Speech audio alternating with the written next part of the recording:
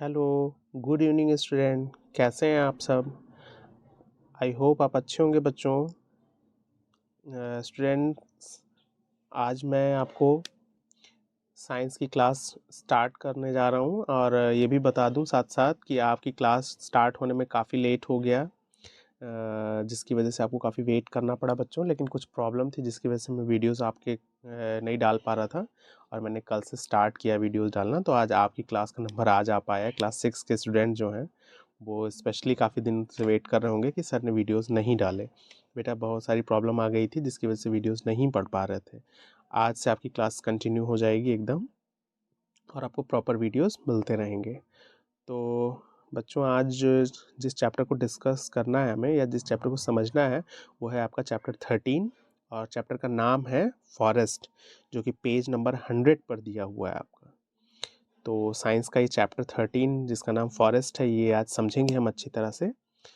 तो topic start करने से पहले मैं आप लोगों को ये बता दूं कि लाइक का बटन प्रेस करना बिल्कुल मत भूलिएगा। और जो स्टूडेंट आज देख रहे हैं, चूँकि क्लासेस काफ़ी लेट हो गई तो बहुत सारे स्टूडेंट को ये लग रहा होगा अब सर क्लासेस नहीं डालने वाले, तो आप अपने साथ वाले स्टूडेंट्स को ये वीडियोस का लिंक जो है वो शेयर कर दीजिएगा ताकि उन्हें पता हो जाए कि क्लासेस अब स्टार्ट हो चुकी हैं। और लाइक का बटन ज़रूर प्रेस कर दीजिएगा, साथ ही साथ कमेंट में जा कर के अपना अटेंडेंस भी कर दीजिएगा। तो बच्चों, फॉरेस्ट के बारे में इससे पहले तो आपने बहुत सारी चीज़ें सुनी होंगी कि जंगल क्या होते हैं, बहुत सारे प्लांट लगे होते हैं उसमें, कई सारे वाइल्ड एनिमल्स होते हैं। ऐसी बहुत सारी बातें आपने सुनी होंगी, लेकिन आज इस चैप्टर में हम लोग और भी बहुत सारी नई नई जानकारी के बारे में समझेंगे। तो चलिए फटाफट से चैप्टर स्टार्ट करते हैं। चैप्टर के स्टार्टिंग में देखिए कुछ हाइलाइट्स दिए हुए हैं, मतलब कुछ इंपॉर्टेंट पॉइंट्स हैं जिनको कवर किया गया है इस चैप्टर के अंदर। कौन कौन से पॉइंट्स हैं देख लेते हैं एक बार हम। पहला पॉइंट है बेनिफिट ऑफ फॉरेस्ट। फॉरेस्ट का क्या बेनिफिट है, ये हमारे लिए कैसे इंपॉर्टेंट है, इस बारे में हम पढ़ेंगे इस टॉपिक में। अगला पॉइंट है plants depend on animals. Plants जो हैं वो एनिमल पर डिपेंड हैं, किस तरह से, ये जानना हमें। अगला पॉइंट है फॉरेस्ट कंजर्वेशन। फॉरेस्ट का कंजर्वेशन क्यों इम्पोर्टेंट है और कैसे हम कंजर्व कर सकते हैं प्लांट्स को या फॉरेस्ट को। उसके बाद बात आती है एफॉरेस्टेशन की, ये भी हमें इसमें पढ़ना है। और ऐसे ही growing of plants, food chain, plant harvesting, इन सारे के सारे पॉइंट जो दिए हुए हैं आपके इसमें, इन सभी पॉइंट्स को हम लोग इस चैप्टर में कवर करने वाले हैं, मीन्स समझने वाले हैं। तो चलिए बच्चों फटाफट से चैप्टर स्टार्ट करते हैं। चैप्टर स्टार्ट करने से पहले मैं आपको एक बहुत छोटा सा टॉपिक है जिसके बारे में मैं आपको समझाना चाहता हूँ, क्योंकि वो आने वाले पैसेजेस में, आने वाली लाइनों में इसको मिलेगा आपको। जैसे यहाँ पर देख लीजिए, रिन्यूएबल रिसोर्स नाम की चीज़ दी हुई है। ये वर्ड जो दिया हुआ है, इस बारे में पहले हम चैप्टर स्टार्ट करने से पहले थोड़ा सा बेसिक समझ लें। बच्चों देखिए, हमारे जो रिसोर्सेज हैं वो दो तरह के हैं।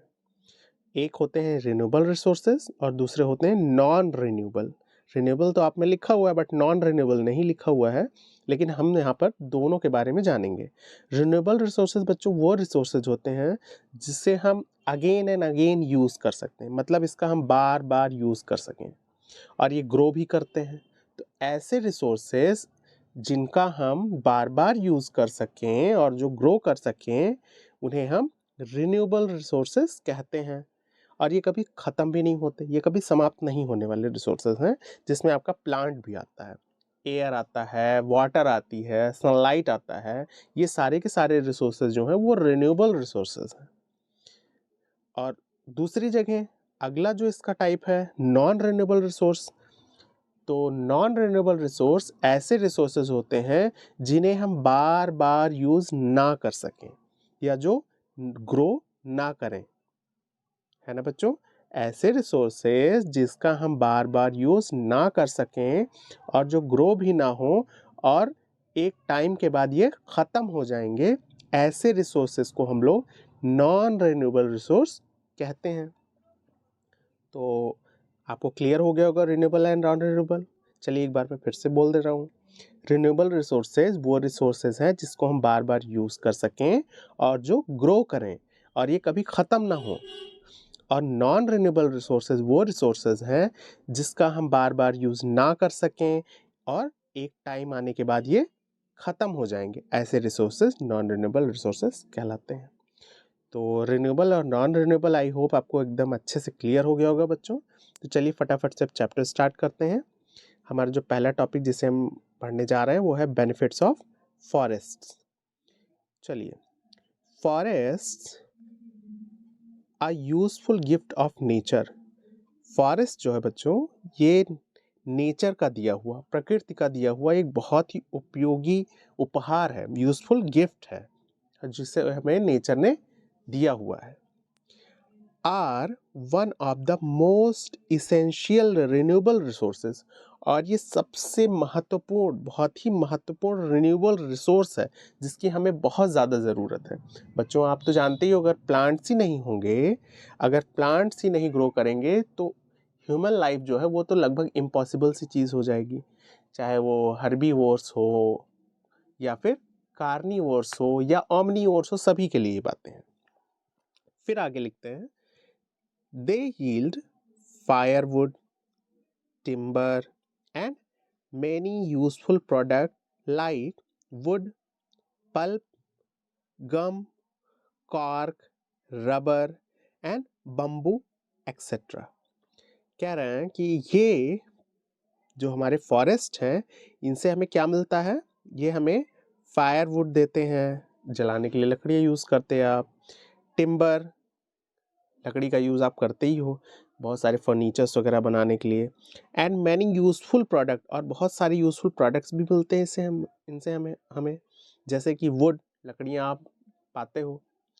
अब वो चाहे आप किसी चीज़ को बनाने में यूज़ करें या जलाने में यूज़ करें, या अगर मैं बात करूं कच्चा हाउसेस की, आपने पढ़ा था प्रीवियस चैप्टर में, तो वहाँ पर भी वुड का यूज़ करते हैं कच्चा हाउसेस वगैरह में। ऐसे बहुत सारे यूजेस हैं। पल्प की बात की जा रही है, पल्प जो इसके होते हैं ये भी बहुत सारे यूज़ में लिए जाते हैं। गम्स निकलते हैं इससे, कॉर्क बनाई जाती है, रबर निकलता है, प्लांट से हमें रबर भी मिलता है जिसे हम नेचुरल रबर कहते हैं। और बम्बू तो आप अच्छे से जानते हो, बांस के पेड़ आपके आसपास के लोकल एरियाज़ में अच्छे से देखने के लिए मिल जाते हैं। तो ये सब प्लांट के ही एक तरह के काइंड्स हैं, और बहुत सारे यूज़फुल प्रोडक्ट्स इनसे हमारे लिए बनते हैं जिसका हम अपनी डेली लाइफ में यूज़ करते हैं कहीं ना कहीं। फॉर एग्जाम्पल जैसे देख लो आप कि आप जिस टेबल पर बैठते हो क्लास में, वो भी किसकी बनी हुई है? प्लांट की ही बनी हुई है ना। तो इस तरीके से प्लांट हमारे लिए बहुत तरीके से इम्पोर्टेंट है। अब आगे बात करते हैं बच्चों, forest are resources of medicine too. जो फॉरेस्ट है वो मेडिसिन का भी अच्छा रिसोर्स है। मतलब फॉरेस्ट से हमें सिर्फ और सिर्फ useful woods, pulp, timber, cork, rubber ही नहीं मिलते। इसके साथ साथ हमें दवाइयाँ भी, बहुत सारी आयुर्वेदिक दवाइयाँ और बहुत सारे ऐसे यूजफुल मेडिसिन्स हैं जो हमें फॉरेस्ट से ही मिलती हैं। और बहुत सारे ऐसे प्लांट्स भी हैं जिनसे दवाइयाँ बनाई जाती हैं, अब चाहे आयुर्वेदिक हो या एलोपैथिक हो या और भी बहुत सारे मेडिसिन्स जो है वो बनाए जाते हैं। बेसिकली हमारे घर में अगर मैं एग्जांपल दूं आपको, तो छोटे मोटे हर्ब्स की बात कर लूँ अगर, तो तुलसी का पौधा हो गया, और प्लांट्स में अगर बात कर लूँ तो नीम के पौधे हो गए। ये सब मेडिसिनल प्लांट्स ही तो हैं बच्चों। आगे देखिए, they provide home for wild animals. देखिए, ये हमें इतने सारी चीज़ें तो मिलती हैं इनसे हमें, साथ ही साथ ये बहुत सारे वाइल्ड एनिमल्स के होम भी होते हैं। मतलब बहुत सारे जंगली जानवर जो हैं वो यहाँ पर रहते भी हैं। जैसे हमारे रहने के लिए हमारा कोई घर होता है, इसी तरह से जंगली जानवरों के रहने के लिए भी उनका जो घर है वो फॉरेस्ट है। Forest prevent soil erosion and control flood. Forest जो है वो सॉइल इरोजन से हमारे अर्थ को बचाते हैं, सेव करते हैं, और फ्लड को कंट्रोल में करते हैं। फ्लड का मतलब बाढ़ आना। सॉइल इरोजन का मतलब होता है कि मिट्टी का कट कर बाढ़ के पानी के साथ या बारिश के पानी के साथ बहकर अलग हो जाना। एक टाइम के बाद वो जगह खाली हो जाती है, मिट्टी बार बार कटती रहती है किसी रीज़न की वजह से, और अगर प्लांट वहाँ पर लगे हुए हैं बच्चों, तो प्लांट इन मिट्टी को जो है वो कस के पकड़ कर रखते हैं, जिसकी वजह से सॉइल इरोजन वाली जो प्रोसेस है ये नहीं हो पाती है। तो ये प्रिवेंट करते हैं, बचाते हैं या सेव करते हैं। और फ्लड कंट्रोल ऑलरेडी हो जाता है इससे। तो प्लांट इस तरीके से हमारे लिए और भी यूजफुल हैं। आगे देखते हैं कैसे कैसे यूजफुल हैं प्लांट हमारे लिए। Forest is the habitat of many animals such as a forest किन वाइल्ड एनिमल्स का हैबिटेट है। हैबिटेट मतलब निवास स्थान, रहने की जगह। तो जो फॉरेस्ट है ये बहुत सारे एनिमल्स का हैबिटेट है। और वो कौन कौन से एनिमल हैं, कुछ एनिमल के एग्जांपल्स भी हम देख लेते हैं बच्चों। जैसे पहला एनिमल है बाइसन। बाइसन का मतलब होता है बच्चों जंगली सांड या बैल। बियर आप जानते ही हो, एलिफेंट भी आप जानते हो। और ये वाला एनिमल आपको नहीं मालूम है जिसे हम लोग कहते क्या हैं, पार्क्यूपाइन। और हिंदी में इसका नाम होता है शाही जानवर। बेटा ये छोटा जानवर होता है, बट जब भी कोई खतरा इसके करीब आता है इसकी बॉडी में बहुत सारे स्पिक्यूल्स, कांटे निकल आते हैं और बड़े टाइट होते हैं, जिससे अगर कोई इसे नुकसान पहुंचाना चाहेगा तो वो कांटे इसकी उस आदमी के बॉडी में चुभ जाएंगे और जिससे वो इस जानवर को नुकसान नहीं पहुंचेगा। मतलब सेफ्टी के पर्पज से इनकी बॉडी पर एक गॉड गिफ्टेड है कि इनके कांटे निकल आते हैं बड़े बड़े से। इनका नाम शाही है। लायन आप जानते हो, टाइगर के बारे में आपने पहले भी सुना है, फॉक्स आपको मालूम ही है, एक्सेट्रा एक्सेट्रा एनिमल्स जो है वो फॉरेस्ट के अंदर रहते हैं, या हम कह सकते हैं फॉरेस्ट उनका हैबिटेट है। फिर बात करते हैं living in the deeper areas. Living in the deeper areas of the forest. घने जंगल जो होते हैं उनमें ये सारे के सारे एनिमल जिनको अभी आपने पढ़ा है ये हमें देखने के लिए मिल जाते हैं। जो फॉरेस्ट हमारे थोड़े से घने होते हैं, जिसमें बहुत ज़्यादा प्लांट होते हैं या जिसमें बहुत सारे प्लांट्स के साथ साथ छोटे हर्ब, श्रब, ट्रीज सब देखने के लिए मिलते हैं। तो ऐसे फॉरेस्ट काफ़ी घने होते हैं बच्चों। तो आई होप आपको बेनिफिट जो है फॉरेस्ट का ये समझ में आ गया होगा इन सारे पॉइंट्स में। मैंने बात की कि जैसे आपको फर्नीचर के यूज़ में, पल्प के यूज़ में, वुड के यूज़ में, रबर भी मिलती है, बम्बू मिलता है प्लांट फॉरेस्ट से ही हमें। साथ ही साथ फॉरेस्ट हमारी मेडिसिन के लिए भी बहुत इंपॉर्टेंट है। प्लस ये बहुत सारे वाइल्ड लाइफ्स जो हैं, वाइल्ड एनिमल्स जो हैं उनके रहने की जगह भी है, सॉइल इरोजन से बचाता है, और साथ ही साथ फ्लड का कंट्रोल भी फॉरेस्ट से होता है। फ्लड मतलब बाढ़ भी आने से रुक जाती है। उसके साथ साथ जो एनिमल्स रहते हैं कौन कौन से हैं उनके बारे में आपने पढ़ा। तो आई होप आपको ये टॉपिक क्लियर हो गया होगा पूरा ये। तो चलिए आगे चैप्टर में आगे बढ़ते हैं हम। कुछ एनिमल्स की पिक्स आपकी बुक में दी हुई है जिसे हम देख लेते हैं कौन कौन से एनिमल्स हैं जिनकी पिक्स दी हुई है फटाफट से। ये देखिए बच्चों, इनमें आपका ये जैकाल है आपका, और ये वही जिसका हमने बात किया था बाइसन, जंगली बैल। फिर आपका ये बियर है, और ये आपकी एलिफेंट है, ये आपका टाइगर आप देख ही रहे हो। तो इस तरह से जो है वो ये सारे एनिमल्स जो है वो फॉरेस्ट में रहते हैं। तो यहाँ तक की बात आपको समझ में आई बच्चों? अगर इसमें कुछ आपको समझ में नहीं भी आता है तो आप वीडियो को बार बार प्ले करके देख सकते हैं, एक एक टॉपिक आपको क्लियर हो जाएगा। वैसे अगर आपने इसमें ये वाला टॉपिक क्लियर कर लिया है रिन्यूएबल और नॉन रिन्यूएबल, तो आपके लिए दोनों सब्जेक्ट्स में इंपॉर्टेंट होगा। एक तो साइंस के लिए यूज़फुल है ही है ये टॉपिक, और साथ ही साथ आपके एसएसटी में भी ये चीज़ है। तो पढ़ा होगा वैसे आपने एसएसटी में, बट यहाँ पे आपको क्लियर हो गया होगा। तो आई होप यहाँ तक की बात आपको समझ में आई बच्चों। आगे बढ़ूँ? चलिए अब हम बात कर लेते हैं आगे की। चलिए देखिएगा बच्चों,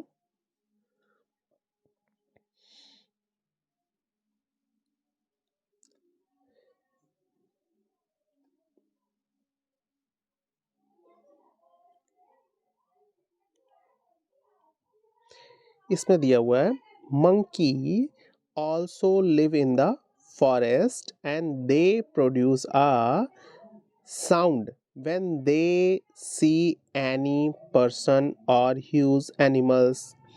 कह रहे हैं यहाँ पर जो मंकीज रहते हैं हमारे फॉरेस्ट में, ये जो है एक साउंड प्रोड्यूस करते हैं जब भी कोई पर्सन या कोई बड़ा एनिमल इनके करीब आता है। जैसे आप कभी बंदर के आसपास जाते हैं तो चींची की आवाज़ करके दौड़ने लगते हैं, कभी आपको काटना उनको उनको लगता है आप खतरा आ रहा है कोई उनके पास, तो इधर उधर अपने ग्रुप को इकट्ठा करने लगते हैं। This type of alert for other animals, मतलब इस तरीके का ये जो साउंड निकालते हैं, इससे इनके ग्रुप के बाकी जितने मंकीज़ हैं वो भी एक साथ एक झुंड में आ जाते हैं, जिससे इनको एक ग्रुप मिल जाता है। आगे देखिएगा बच्चों, इसमें एक यू मस्ट नो में एक इम्पॉर्टेंट पॉइंट लिखा हुआ है, इसे भी हम समझेंगे। ऑल एनिमल्स डायरेक्टली और indirectly depend upon the plants और फूड। बच्चों, हम ये कहते हैं कि कोई भी एनिमल्स, किसी भी तरीके का एनिमल, चाहे वो डायरेक्ट फॉर्म में या इनडायरेक्ट फॉर्म में, प्लांट के ऊपर डिपेंड करता है। किसके ऊपर डिपेंड करता है? प्लांट के ऊपर डिपेंड करता है। कैसे डिपेंड करेगा? आप लोग सोच रहे होंगे कि नहीं, जो कार्निवोर एनिमल्स हैं वो कैसे डिपेंड करेंगे। बच्चों ये बताओ, जिस कार्निवोर्स की बात करूँ, जिस कार्निवोर एनिमल की बात करूँ, वो अगर मांस खा रहा है तो वो जिस मांस को खा रहा है या जिस एनिमल को खा रहा है, वो एनिमल कहीं ना कहीं किसी ना किसी फॉर्म में प्लांट को खाता है। जैसे एग्जांपल में बात कर लूँ, कार्नी और ओमनी दो ही खाते हैं मांस।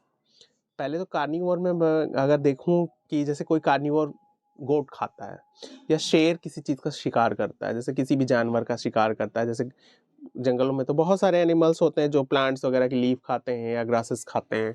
तो अगर उनको शेर खा रहा है तो वो भी लीफ और ये सब तो खा रहे हैं। तो अगर कोई कार्निवोर एनिमल है तो इनडायरेक्टली तो डिपेंड है ना। इनडायरेक्टली का मतलब है कि डायरेक्ट प्लांट को ना खा करके वो किसी एनिमल को खा रहा है, और उस एनिमल को जिसको ये खा रहा है वो एनिमल किसको खा रहा है? प्लांट को खा रहा है। तो इनडायरेक्ट वे में ये डिपेंड है प्लांट पर। और कुछ ऐसे एनिमल्स हैं जो डायरेक्ट प्लांट को ही खाते हैं, जैसे कि आपकी गोट हो गई, आपकी काऊ हो गई, आपके डियर्स हो गए, ये सारे के सारे डायरेक्ट प्लांट के पार्ट्स ही खाते हैं, मीन्स ग्रासेज या प्लांट की लीव्स को खा के अपना पेट भरते हैं। तो आई होप ये समझ में आ रहा होगा आपको कि सारे के सारे एनिमल्स डायरेक्टली या इनडायरेक्टली कहीं ना कहीं किसी न किसी तरह से प्लांट पर डिपेंड करते हैं। अब प्लांट इसके अलावा और क्या करते हैं? Plant give us food and oxygen. ये हम ह्यूमन बींग्स को भी, एनिमल के साथ साथ हम ह्यूमन बींग्स को भी फूड देते हैं और साथ ही साथ ऑक्सीजन भी प्रोवाइड कराते हैं। फूड देते हैं मतलब आपका फूड कैसे आता है? कुछ लोग सोच रहे होंगे नहीं भाई मैं तो प्लांट की चीज़ें नहीं खाऊंगा, मैं तो फिश खा लूँगा, एग खा लूँगा या मीट खा लूँगा, ऐसी सारी चीज़ें दिमाग में आ रही होंगी। तो बच्चों मैं आपको बता दूं कि आप जिस भी फिश को खाने वाले हो या जिस भी एनिमल को खाने वाले हो, जो भी एग्स खाने वाले हैं, ये सारे के सारे जिनसे आपको मांस, अंडे या फिशेस जो मिल रही हैं, ये मुर्गी क्या खाती है? दाने खाती है। वो दाना आता कहाँ से? प्लांट से आता है। तो इनडायरेक्टली मुर्गी भी तो प्लांट के ऊपर डिपेंड है। अगर प्लांट नहीं होंगे तो मुर्गी नहीं होगी, मुर्गी नहीं होगी तो अंडे नहीं होंगे। ऐसे ही अगर आप गोट खाते हैं, गोट का मांस खाते हैं, तो गोट भी तो घास खाती है। अगर गोट घास नहीं खाएगी तो आप, गोट कैसे जिंदा रहेगी? अगर गोट नहीं है तो आप कैसे जिंदा रह सकते हैं? तो इस तरीके से प्लांट हमें फूड भी देते हैं। ये तो हो गई कार्निवोर्स की बात। हम हर्बीवोर्स की भी बात करें अगर, तो हम हर्बीवोर्स को तो डायरेक्टली जो अनाज हमें मिलता है वो प्लांट से ही मिलता है। फ्रूट जो मिलता है वो हमें अनाज से ही मिलता है। साथ ही साथ फ्रूट और वेजिटेबल्स भी हमें प्लांट से ही मिलती हैं। तो इस तरीके से फूड हमें, सारा जो फूड मटेरियल है वो सब प्लांट से ही मिलता है हमें। और इनडायरेक्टली अगर बात करूँ तो एनिमल से मिलता है, बट डायरेक्टली प्लांट से ही मिलता है। एंड ऑक्सीजन, और ऑक्सीजन जो सबसे नेसेसरी है हमारे लाइफ के लिए, सबसे इम्पॉर्टेंट चीज़ है। अगर आप सांस नहीं ले पाओगे तो आप शायद 2 सेकंड के लिए भी आप जिंदा नहीं रह सकते। 2 सेकंड की बात तो मजाक की है, 2 सेकंड तक तो आप रोक सकते हो, बट 5 मिनट to 10 मिनट अगर आप रोक के दिखाओ तो मैं मानूँ ऐसा इम्पॉसिबल है। चलिए बच्चों आगे डिस्कस करते हैं टॉपिक को। Many plants and trees also gives us food, would, timber, gums etcetera. कह रहे हैं बहुत सारे ऐसे प्लांट और ट्रीज हैं जो हमें फूड, वुड, टिम्बर और गम्स वगैरह वगैरह चीज़ें मिलती हैं, जिनसे हमें जो हमें देते हैं। We get rubber from rubber plants, हमें जो रबर मिलती है वो रबर का एक प्लांट होता है, वो उससे हमें रबर मिलती है। उसके बड़े बड़े से लीव्स होते हैं बच्चों, और बैगनी कलर का होता है। आपने शायद लोकल एरियाज में नहीं मिलते देखने के लिए, इससे शायद नहीं देखा होगा। तो और आगे बात करते हैं। We also get cotton and jute from the plants. ये जो कॉटन है, कॉटन की बात करते हैं, रुई आपकी भाषा में बात कर लूँ, या कॉटन के कपड़े जो बनते हैं, ये सारे के सारे कॉटन जो मिलते हैं वो हमें प्लांट से मिलते हैं। उन्हीं कॉटन का यूज़ करके आपके कॉटन क्लॉथ्स या बाकी सारे कॉटन से बनने वाली चीज़ें बनाई जाती हैं। और जूट भी एक तरीके का यूज़ होने वाला फाइबर ही है। जूट फाइबर आपने फाइबर वाले चैप्टर में पढ़ा भी है। तो जूट फाइबर भी हमें प्लांट से ही मिलता है। अब बात करते हैं कुछ स्पेशल काइंड ऑफ प्लांट की, जैसे कि शीशम ट्रीज इज़ ऑल्सो यूज़फुल। शीशम का जो प्लांट है वो भी बहुत यूज़फुल है। It's would is very good. इसकी जो लकड़ी होती है बहुत ही अच्छी होती है। किसके लिए अच्छी होती है? फर्नीचर्स के लिए, फॉर फर्नीचर्स। सम प्लांट्स, कुछ प्लांट्स हैं, some plants and trees have medicinal values. कुछ प्लांट और ट्रीज की मेडिसिनल वैल्यू है। मैंने पहले भी आपको आगे शुरुआत में ही बताया चैप्टर में। जैसे कि कुछ प्लांट्स के नाम भी दे दिए हैं यहाँ पर, जैसे कि तुलसी का, नीम का, या फॉक्स ग्लोव का, एक्सेट्रा एक्सेट्रा। इस सारे के सारे जो प्लांट्स हैं वो हमारे लिए बहुत ही ज़्यादा यूज़फुल है मेडिसिनल पर्पज से। तो आई होप आपको यहाँ तक की बात क्लियर हो गई होगी बच्चों। आगे बढ़ूँ मैं? चलिए अब ये देख लीजिए, आपके लिए कुछ प्लांट्स यहाँ पर बताए गए हैं। जैसे शीशम का पौधा ये दिखाया गया आपको। टिम्बर प्लांट्स मतलब फर्नीचर वगैरह के लिए जो लकड़ियाँ मिलती हैं वो सब दिखाए गए हैं। सॉरी, टिम्बर कह रहा हूँ, रबर प्लांट, रबर के पौधे को दिखाया गया, देख लीजिए। और साथ ही साथ नीम का ट्री भी दिखाया गया, ये तो आपने देखा ही होगा अपने लोकल एरियाज में। उसके बाद अगला छोटा सा टॉपिक है, some useful products yield from the forests are honey, sealings, wax, gums, timber etcetera. कुछ और भी यूजफुल प्रोडक्ट हैं जो हमें फॉरेस्ट में मिलते हैं, जैसे शहद। अब शहद आप सोच रहे होंगे कैसे फॉरेस्ट से कैसे मिलता है बेटा? जो हमारी बगैर फार्मिंग वाली जो शहद है, जिसे हम कह लें अपना नेचुरल हनी या देशी शहद, ये हमें प्लांट पर हमारी जो हनी बीज हैं, मधुमक्खियाँ जो हैं, वो प्लांट के ऊपर अपने छत्ते लगाती हैं। मधुमक्खी के छत्ते देखे होंगे आपने आपस में, आसपास के लोकल एरियाज में। तो वह उस पर छत्ते लगाती हैं जिससे हमें हनीज मिलती है। और हनी के अंदर होता कहाँ से, शहद आती कहाँ से? ये भी प्लांट से ही मिलता है। हनी भी प्लांट से, जो हनी बीज होती हैं वो प्लांट के फ्लावर्स पर जाकर के बैठती हैं, उसको सक करती हैं अपने नेक्टर से, उसके जूसेस को, और फिर ला करके फिल करती हैं अपने इस छत्ते के अंदर, और हनी उससे बाहर आता है, एक्सेट्रा एक्सेट्रा। सीलिंग वैक्स वगैरह जो भी है आपका, गम्स है, टिम्बर है, ये सारी की सारी चीज़ें जो हैं ये प्लांट के प्रोडक्ट ही हैं, और ये फॉरेस्ट में ही ऐसे प्लांट्स ग्रो होते हैं, या अब हम अपने आसपास के लोकल एरियाज़ में भी ऐसे प्लांट्स को ग्रो कराते हैं। अब तो बहुत सारे फार्म हाउस बन गए हैं जहाँ पर ऐसे सारे प्लांट्स लगाए जाते हैं। बागवानी शुरू हो गई है बहुत सारे ऐसे प्लांट्स की। सागवान, शीशम, इन सब के आपने देखे ही होंगे, और बहुत सारे ऐसे प्लांट्स हैं। और यहीं तक बात नहीं रह जाती है, बहुत सारे हम देखिए आप खिलौने भी, वुडन स्टैचू वगैरह, या फिर सीलिंग वैक्स देखिए दिया हुआ है इस पे, और कैची, कटेचू, ये सब चीज़ें जो हैं ये सब आपके फॉरेस्ट मटेरियल्स ही हैं। और नीचे गम्स दिए हुए हैं, गोंद जो मिलती है हमें, साथ ही बगल में वुड, ये सारे आप देख कर समझ जाएंगे। ऐसे कुछ इसमें ऐसा है नहीं जो आप जिनसे आप अपरिचित हैं या जिसको आपने देखा नहीं है। तो बच्चों आई होप आपको यहाँ तक का टॉपिक एकदम अच्छे से क्लियर हो गया होगा, और कोई दिक्कत नहीं होगी आपको इसके साथ। तो आज की क्लास जो है वो हम यहीं पर क्लोज करेंगे। और अभी ये चैप्टर आपका फिनिश नहीं हुआ है, तो क्लास 6 के स्टूडेंट जो हैं इसी क्लास को अगले, इसी टॉपिक को या इसी चैप्टर को अगली क्लास में डिस्कस किया जाएगा। आगे का जो हमारा इसी चैप्टर का अगला टॉपिक होगा वो ग्रोइंग ऑफ प्लांट होगा, जो पेज नंबर 102 पर दिया हुआ है। आप अपनी बुक पलट कर देख लीजिएगा उस पर। तो बच्चों अच्छे से समझिएगा, जो भी टॉपिक आपको थोड़ा डाउट लगेगा उसको बार बार प्ले करके देख लीजिएगा। और आज की क्लास मैं यहीं ख़त्म कर रहा हूँ। साथ ही साथ आपको ये भी बता दूं कि अगर आपके क्लास का कोई भी स्टूडेंट ऐसा है जिसे मालूम नहीं है, क्योंकि क्लासेस शुरू होने में बहुत टाइम लग गया है, तो क्लासेस उनको बता दीजिएगा कि क्लासेस अब स्टार्ट हो गई हैं, वीडियोस पढ़ना शुरू हो गए हैं। तो और लिंक भी शेयर कर दीजिएगा उन स्टूडेंट को जिन स्टूडेंट्स को ये मालूम नहीं है कि क्लासेस शुरू हो चुकी हैं। तो और साथ ही साथ लाइक का बटन प्रेस करना बिल्कुल मत भूलिएगा। लाइक का बटन आपको प्रेस कर देना है वीडियो देखने के बाद। और कमेंट में आपको अपनी अटेंडेंस भी देनी है, मैंने पहले भी बता रखा है आपको। तो ओके स्टूडेंट, क्लोज करता हूँ मैं क्लासेस। Bye bye.